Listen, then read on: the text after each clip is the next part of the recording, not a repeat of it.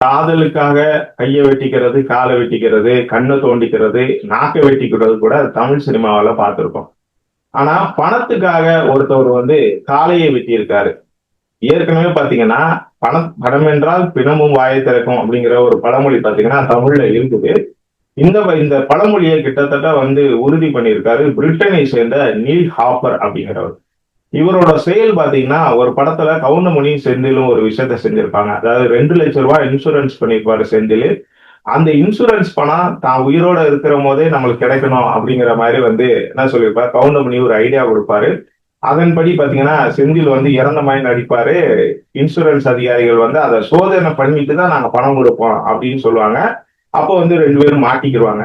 இப்படி ஒரு இதே மாதிரி பிரிட்டனை சேர்ந்த நீல் ஹாப்பர் 5 கோடி ரூபாய்க்கு தன்னோட உடல் பாகங்கள் எல்லாத்தையுமே இன்சூரன்ஸ் பண்ணியிருக்காரு. இன்சூரன்ஸ் பண்ணிட்டு என்னன்னா, இந்த பணத்தை நாம உயிரோட நல்லா இருக்கிற போதே, நம்ம உயிரோட இருக்கிற போதே இந்த 5 கோடி ரூபாய் இன்சூரன்ஸை நம்ம வாங்கணும் அப்படின்னு திட்டமிட்டவர் என்ன பண்ணியிருக்காருன்னா, அவர் ஒரு மருத்துவர் கூட, நல்ல ஒரு வருமானம் இருக்கக்கூடிய தொழில் தான் செஞ்சவர். என்ன பண்ணியிருக்காரு, தனக்கு முட்டிக்கு கீழே இருக்கக்கூடிய பாதங்கள் இரண்டையும் என்ன பண்ணியிருக்காரு, அறுவை சிகிச்சை மூலமா அகற்றிட்டு ரத்த நாளங்கள்ல ஏற்பட்ட குறைபாடு காரணமா அந்த பாதங்களை 2 கால்களையும் அகற்றிட்டோம். இந்த இதை அகற்றல அப்படின்னா என்னோட உயிர் அது எல்லா அந்த பிரச்சனை உடல் முழுவதும் பரவி நான் இறந்து போறதுக்கான வாய்ப்புகள் அதிகமா இருக்குது. அதனால கால்களை அகற்றிட்டோம் அப்படிங்கிற மாதிரி சொல்லிட்டு இன்சூரன்ஸ் கம்பெனிகிட்ட 5 கோடி ரூபாயை கிளைம் பண்ணியிருக்காரு. அவங்களுக்கு இந்த சந்தேகம் ஏற்படுது, இவர் திட்டமிட்டு தான் இந்த மாதிரி ஒரு இது பண்ணியிருக்காரு அப்படின்னு சொல்லிட்டு அவங்க என்ன பண்ணாங்க, நீதிமன்றத்துல வழக்கு தொடுக்கிறாங்க இன்சூரன்ஸ் கம்பெனி.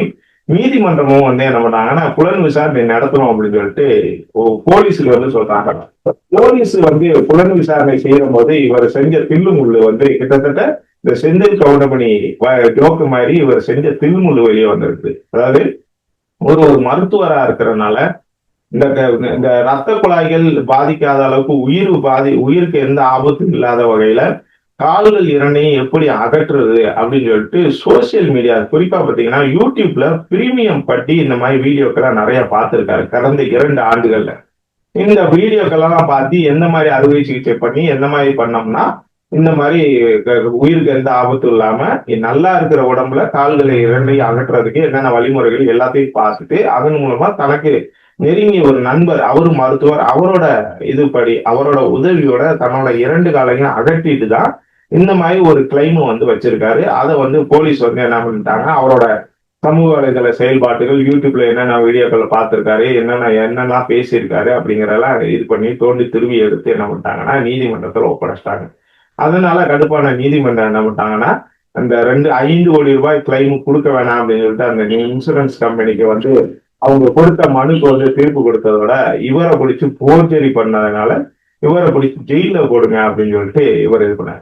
ஒரு மருத்துவரை உள்ள வச்சுட்டாங்க. அதாவது நீல் ஹாப்பரை சிறையில வச்சுட்டாங்க. இதனால என்ன ஆயிடுச்சுன்னா, அவரு நல்லா பார்த்துட்டு இருந்த மருத்துவ தொழிலும் போய் தன்னோட கால்களில் இருந்து இப்போ வாழ்க்கையும் போன அளவுக்கு சிறையில போயிட்டு இருக்கிறாரு.